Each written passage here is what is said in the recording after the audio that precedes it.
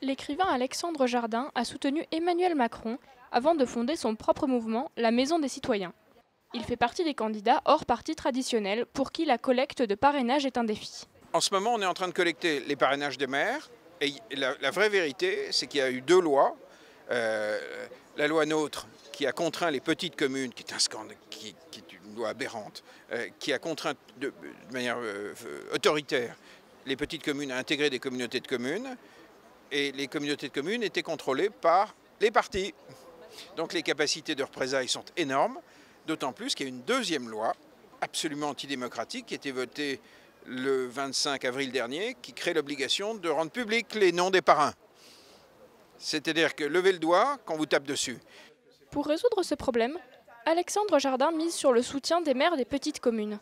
Le local et la proximité du terrain sont donc au cœur de sa campagne, servant même de base à l'élaboration de son programme. Ici, aujourd'hui, on va découvrir un opérateur toulousain. On va regarder si leurs pratiques peuvent être étendues en France, si ça peut faire école. Et on croit beaucoup plus aux solutions qui sont concrètes, qui marchent, qui sont portées par des citoyens, par des élus locaux, par des entrepreneurs, par des gens qui font. On appelle ça des faiseux, pas des diseux. Parmi les faiseux qu'il rencontre à Toulouse, la conciergerie de quartier Allo Bernard. Il s'agit d'une initiative d'entraide dans le dernier quartier populaire du centre-ville.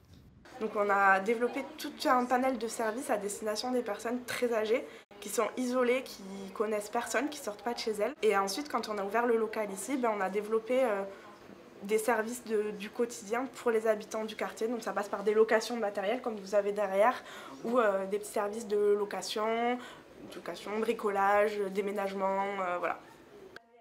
En plus de ce genre de rencontres, le candidat mise également sur les réseaux sociaux.